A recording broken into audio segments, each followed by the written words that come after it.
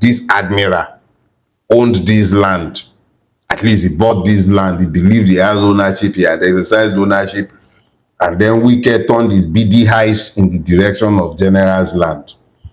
And of course, General, who holds the ultimate power of impunity, carrying the guns, sent his men to go and secure his land, having learned the lesson that if he went to court, it would be a waste of time. And knowing that he could deploy superior impunity to the land, he deployed his men to secure his land. Note that he deployed his men, not Nigeria's men, his men, because they were not deployed in the services of Nigeria. They were deployed to protect his personal property interest, legitimate interest. I'm not denying that. He deployed armed naval personnel to protect his land against an avaricious land grabber disguised as a minister. Because he knew that the minister was threatening to come and demolish. And the minister indeed came as they had threatened. And of course, impunity jam impunity.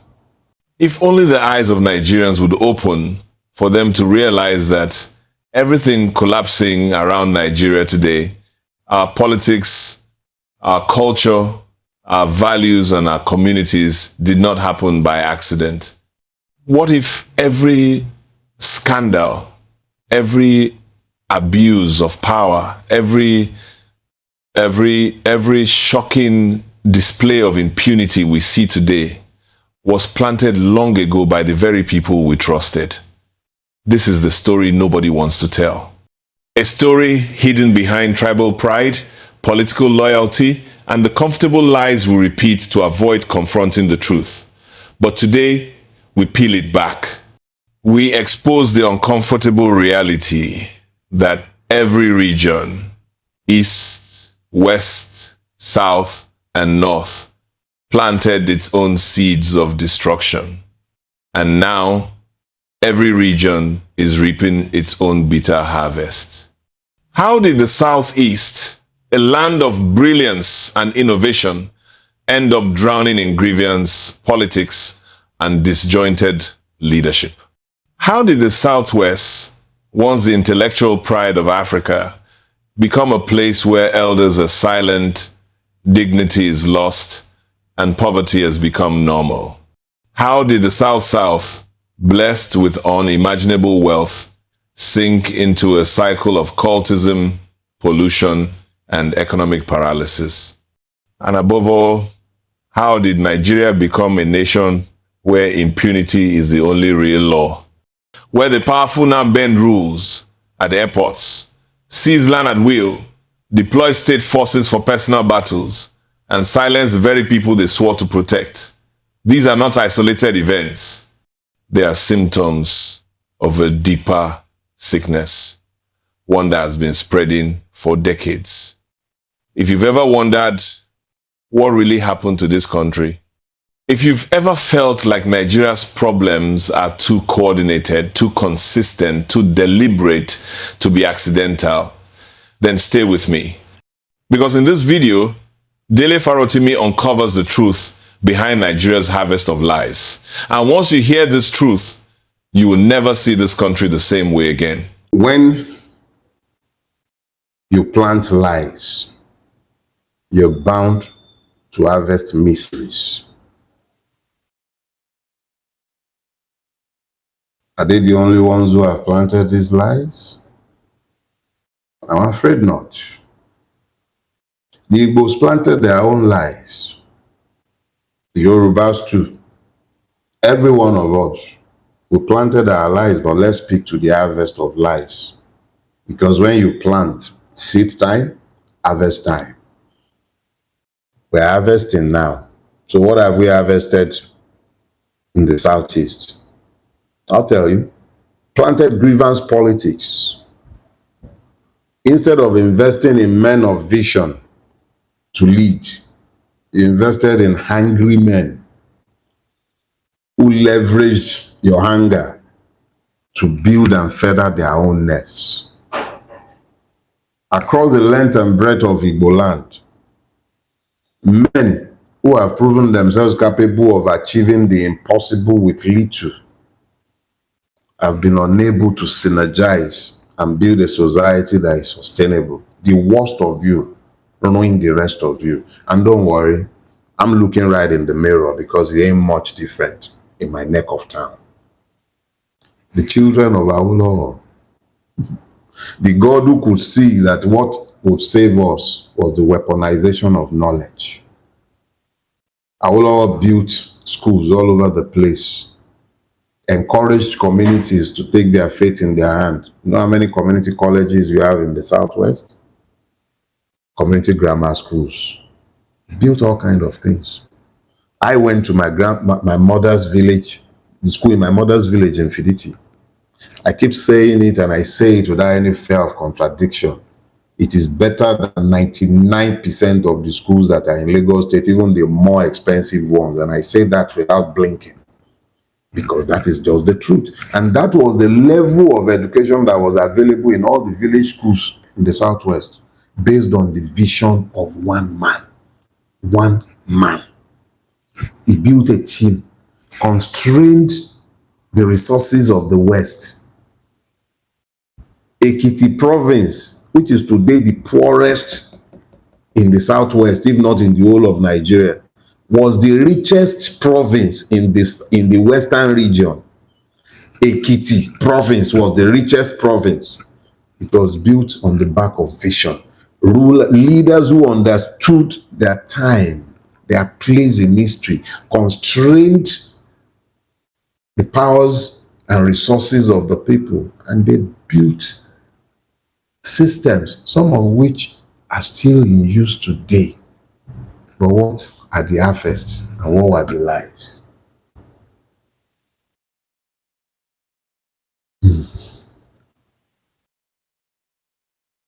We saw the truth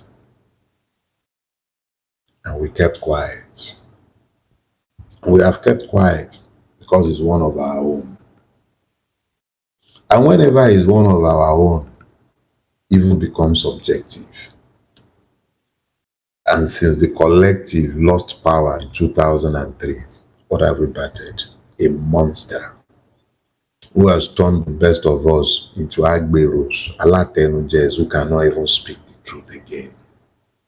You see men with gray hairs everywhere, incapable of speaking the truth.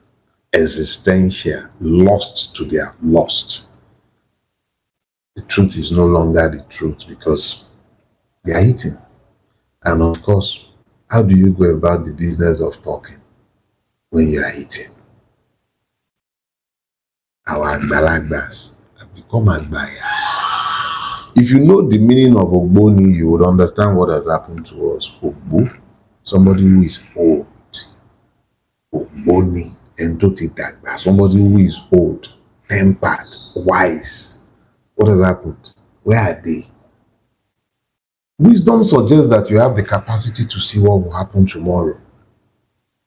Are they seeing a good tomorrow? Is that why they are all quiet? Where are the Obas? Of course, they become appointees of government. You'll find them at parties. They have become TikTok content creators. Obas. Where are your enjoyees? Value of Omoluabi lost. Appropriated in pursuit of the legitimization of evil.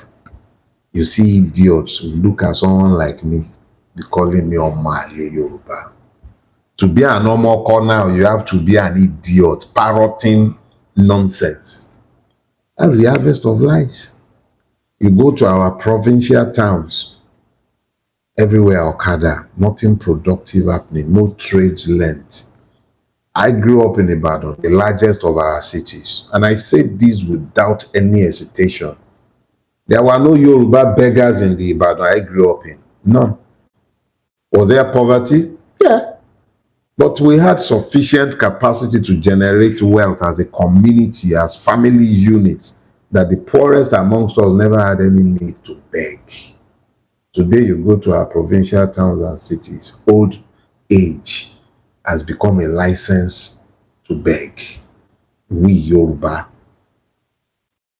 The loss of pride is attached to the loss of an understanding and appreciation of self. If you don't know yourself, you would abuse yourself. We've become a nation of vagrants. Owo mi da. We are not collecting owo nile. What happened to us? What happened? Look all around you. When was the last time you visited the villages? Go and see what has become of them. Ignorance has become something that people wear with like a badge of honor. Agbero, culture and poverty. People queuing to collect spaghetti. When I was growing up, people died to insist on their franchise. That's the same thing people are exchanging for a pot of soup today. What has happened to us? They've destroyed the cultural values. That's the harvest. Oro is being pressed into service for politics. Shamelessly. So what's the essence of the Oro? So Oro is now a party member. Oro is a party member. Ntontan lọ́dún eégún o, ọmọ alágbà ṣì ń bọ̀ wá fowó ràkàrà. We will remember these stories and we will remind you. We will remind you. Nigeria's crisis did not emerge out of thin air. It is the inevitable harvest of seeds planted across generations. As Farotimi continues, he pulls back the curtain on a painful reality. Every region, every tribe, every people contributed to this collapse. No one is innocent. The East planted grievance politics. The West planted silence and selective truth. The North planted impunity and domination. And today, we are all standing in a field overgrown with the poisonous fruit of those choices.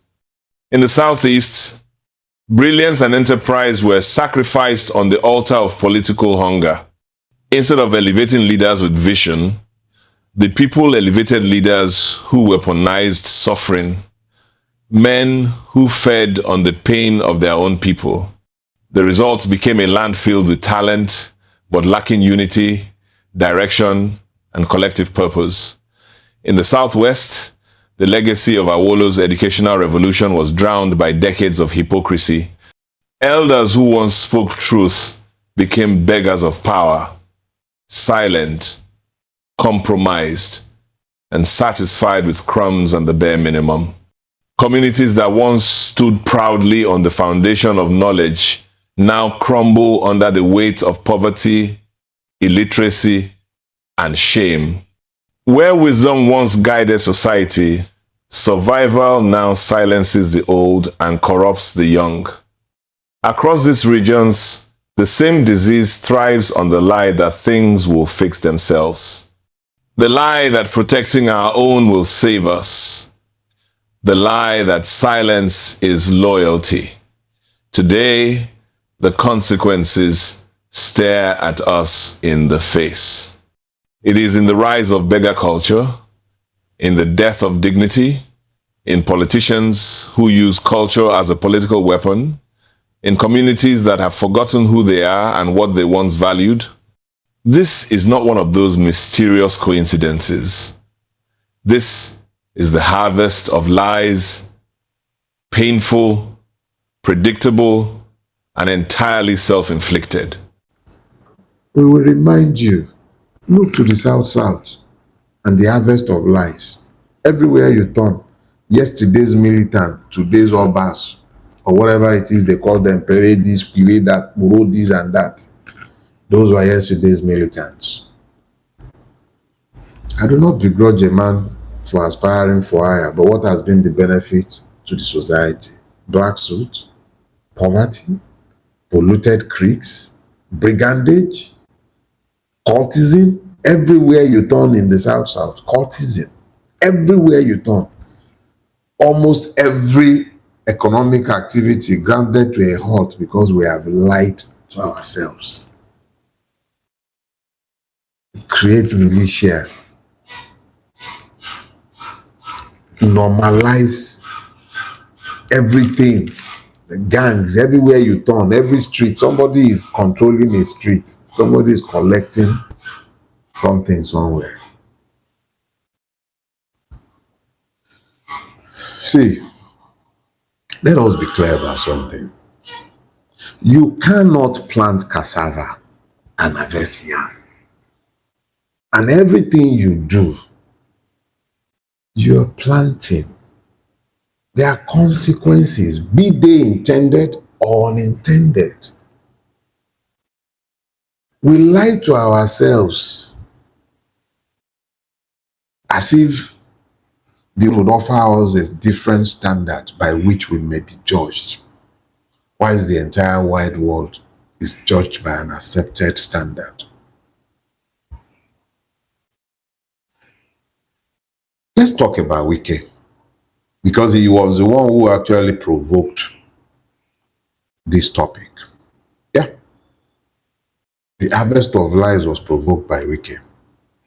But I don't think talking about Wike would help you to understand the connection. So let me start from Kwam. I will not, look, I have said at the time and I will repeat now, the man was eminently and is eminently entitled to VIP treatment. So I have no argument against that. But think about it. What did the Kwam incident tell you about Nigeria? I said it at the time, but there is a connection to Wike because there is a common thread. And I'm coming back there. Because when you plant lies for so long, you will eventually reap an harvest of lies. What is it about Kwam that is related to Wike? I'll tell you. Impunity. Yep, impunity. Nigeria does not function on the rule of law like every sane society. I was in Costa Rica sometime in August. Yeah. Costa Rica is relatively just another country, relatively poor, but it is a country governed by law, relatively. Everything functioned because people understood there were laws and there will be consequences for breaching the law. So they live in a rule-based society. Now, what is it about the Kwam incident that is linked to Wike? Let's look at it again. Kwam was flying to Lagos from Abuja. He had a flask on him. That flask contained liquid. If I or any one of you were traveling, before getting to the aircraft door, there will be no liquid in that flask. But because Nigeria functions on the administration of impunity, the man believed himself entitled to exercise the same impunity given his proximity to power. So the rule that applied to everybody should not apply to him. That was what led to the incident. I will not speak further to that incident because I'm not interested in persons. When I speak, I'm speaking to the issue. I might mention persons, and that's the only reason Kwam became important. It is what happened. That impunity that was available and used in his behalf, on his behalf, up to the point of the aircraft door. That was where the impunity ended because his influence did not extend beyond there. There will be persons whose influences and impunity would extend to the aircraft. But in his own case, it ended there. Imagine he was a governor. Yeah, imagine that was Sanwo-Olu. Would they even check? I'm just saying. I didn't say he did anything like that. But that is the impunity. If you had one rule applying to everybody the same way, he would have been saved the embarrassment and we would have been saved the distraction that became the Kwam episode. But before there was Kwam, there was Kwam 2. You know who Kwam 2 was? Ugly Adams. Remember him now? Yeah. Ugly Adams had actually created a scene at the airport, at the airpiece counter. He grounded the operation because it was him. Whatever his argument might be with airpiece or the airline operator, it's none of my business. But the fact that they will not allow him to have his way, a whole senator, former governor, number one NLC. Oshomole was the first NLC chairman I saw who was riding in a chauffeur-driven car with NLC 1. It was the Labour Leader 1. That was back in the days of the military. This is a man who enjoyed, he enjoys his pump, and then you deny him recognition. The man grounded the operation. What happened to him? Who banned him? They at least made noise in relation to Kwam 1. Kwam 2 got away with it. It was just the noise that was made on social media. That was where it began and ended. Because this was a man who took impunity for granted. The lies we tell ourselves. And then there was Ibom. And the thing about Ibom then shows you the multiple layers of impunity that is available to each within a system that is ungoverned by law. We lie to ourselves that we're a constitutional democracy. But look at the Ibom. The Ibom air incident would have turned out differently if Kwam 1 had not happened about the same time. See, my dear people, when you plant lies, you will reap the harvest. And this is where it links to Wike. When you build a society that functions on impunity, you must understand that, like every other thing that is uncertain, that works on the back of human impressions, how they feel in the moment, it will never end well. As Farotimi shifts the spotlights to the South-South, he reveals another painful harvest, one born from decades of self-deception, deliberate silence, and the normalization of violence. Yesterday's militants have become today's strongmen that are praised as community protectors while their territories rot underneath poverty, polluted creeks, cultism, and economic paralysis. A region gifted with unimaginable natural wealth now suffocates under the weight of gangs, extortion, and the total collapse of genuine development. This is not an accident. It is the consequence of celebrating force over intellect, power over purpose, and sentiment over accountability. And woven through all of this is one common thread: impunity. A culture where the law bends for the powerful, where rules apply to everyone except those closest to the corridors of power. In airports, ministries, small towns, and even the presidency, impunity flows like blood in the national veins. Those with influence ignore the laws. Those without influence suffer them. Farotimi reminds us that these incidents, whether it's a musician bypassing airport regulations, a senator shutting down operations, or a public official weaponizing power, are not rare stories. They are symptoms of a nation where the rule of law has collapsed and been replaced by the rule of connections, proximity, and brute influence. When a society plants lies, excuses lawlessness, and rewards bad behavior, it inevitably harvests chaos. And what we see today across the Niger Delta, in our cities, and in our institutions, is simply Nigeria reaping exactly what it has sown. A system where impunity has become normal, expected, and dangerously celebrated. Keep watching as Farotimi dives deeper into the root of Nigeria's problem. Wike moves around like a behemoth, oppressing everybody in the knowledge that he owns the judiciary. Yes, Chidi Odinkalu even provided us an example of one of his lapdogs. What was his business on the land? Okay, so what is the minister? And therefore, how many schools did he visit? Or has he visited since he became the FCT minister? But he's always doing cho. If he's not the one calling press conference, he's the one abusing this, is the one abusing that, is the one taking people's land all over the place. People have multiple complaints.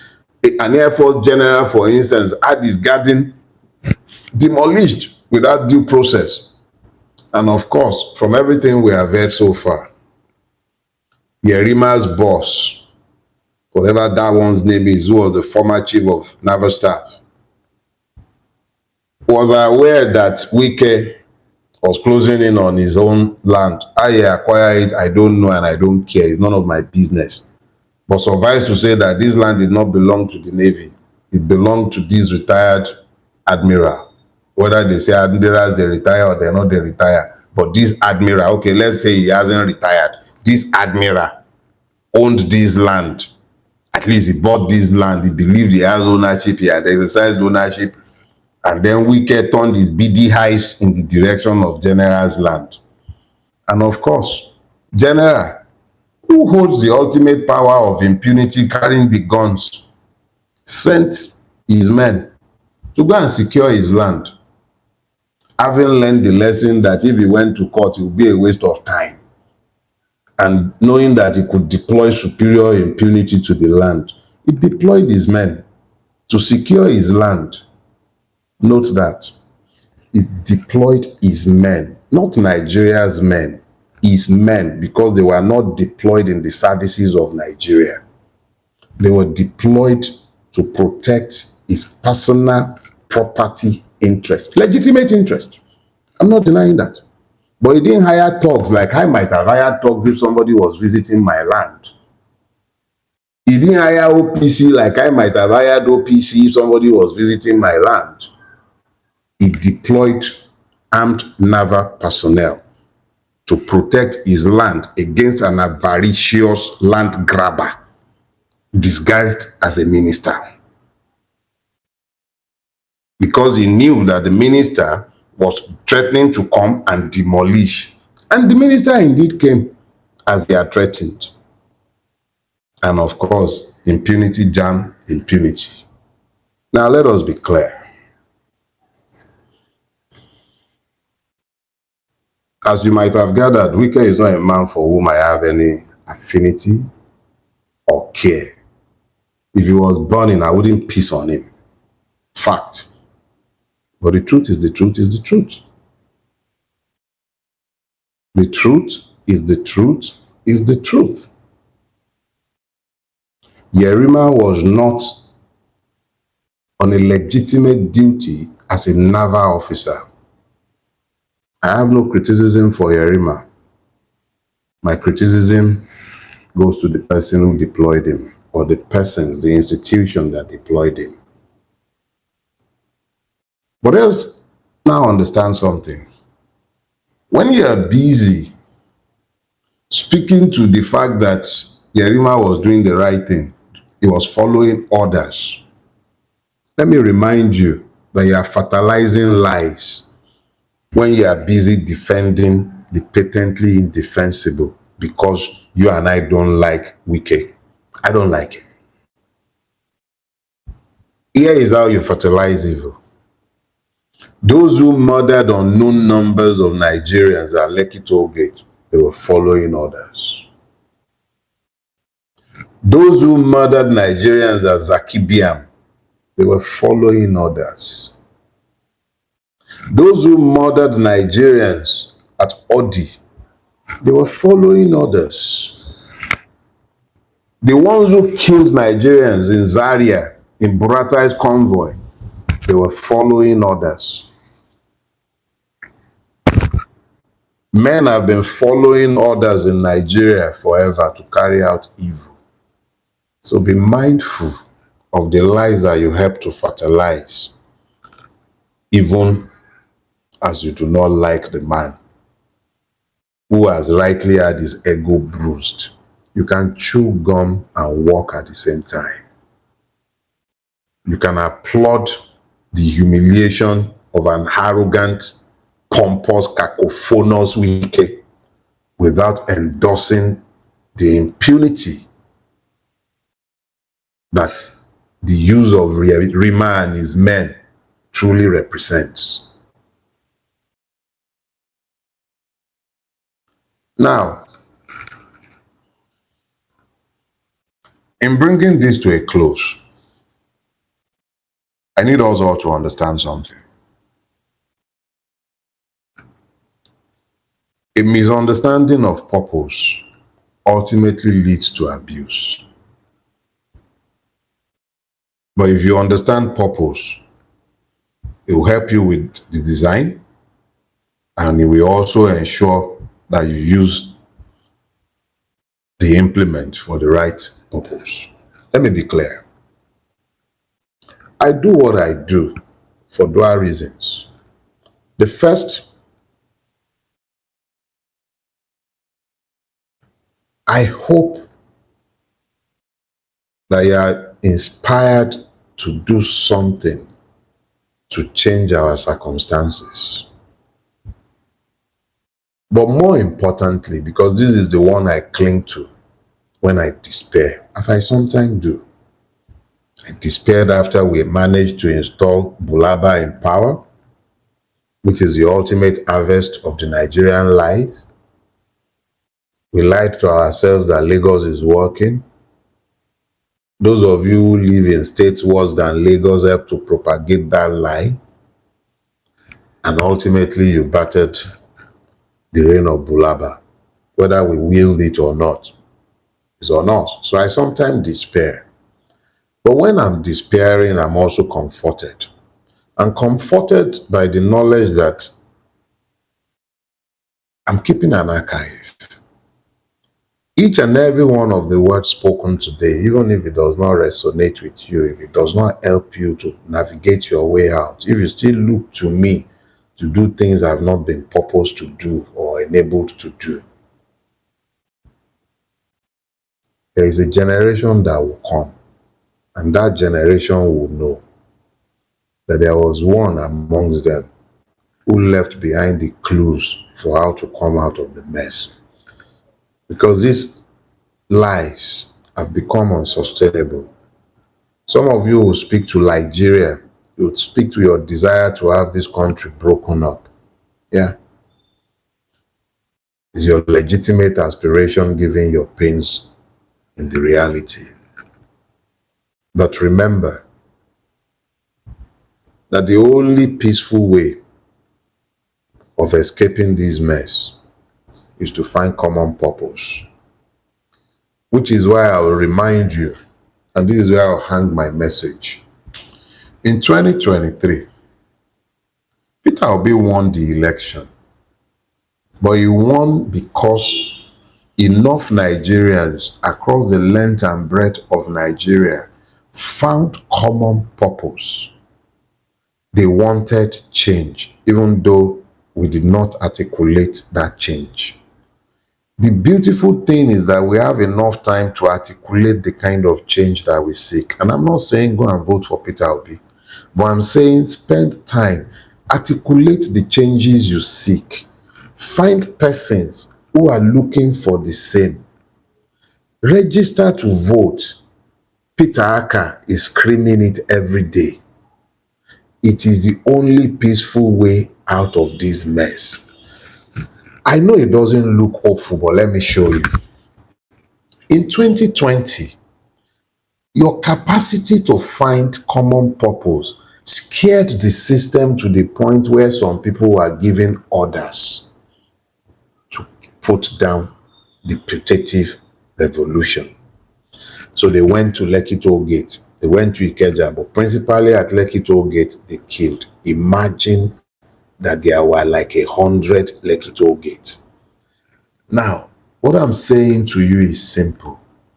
I don't care who you vote for, and Peter Obi is only one person. It will take all of us to save us.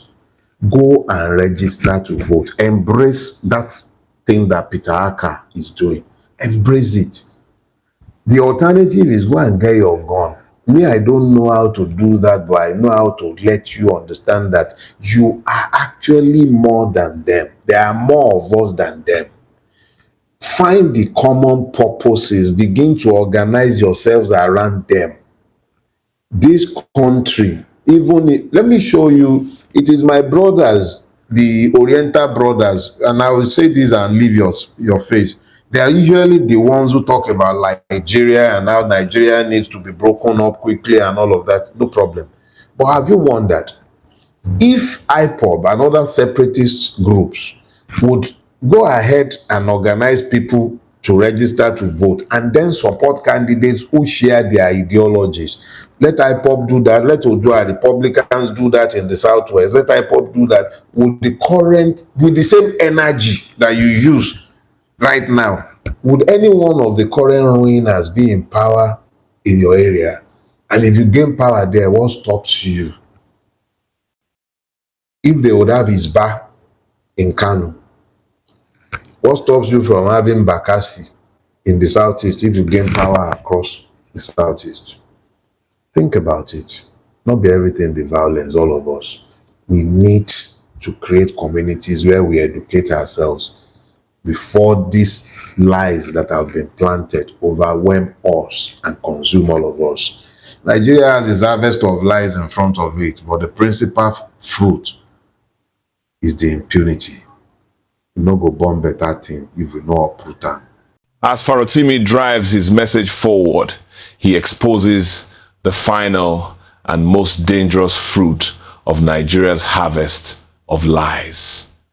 A nation where impunity meets impunity, colliding violently, shamelessly, and without consequence. From ministers grabbing land to military officers deploying state weapons for personal battles, Nigeria has become a place where the powerful no longer pretend to follow the law.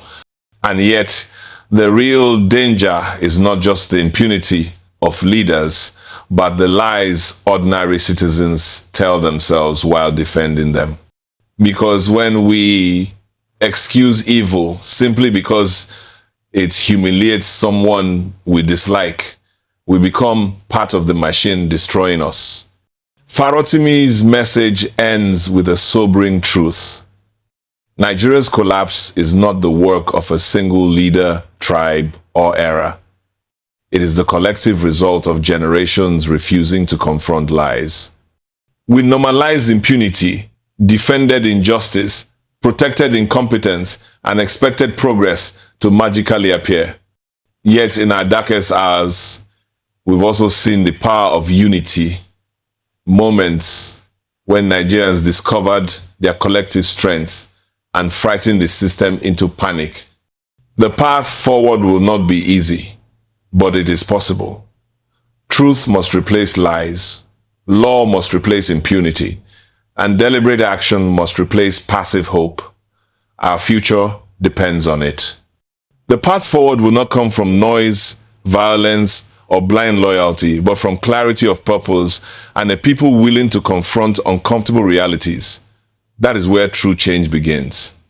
Get your voter's card and vote for the change you want, not out of personal grievances or personal temporary gain, but for the long-term betterment of Nigeria.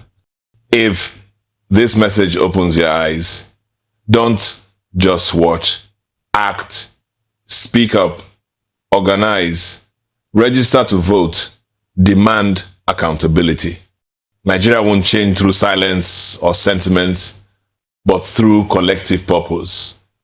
Share this video, leave your thoughts below, and let this be the beginning of a generation refusing to be deceived again.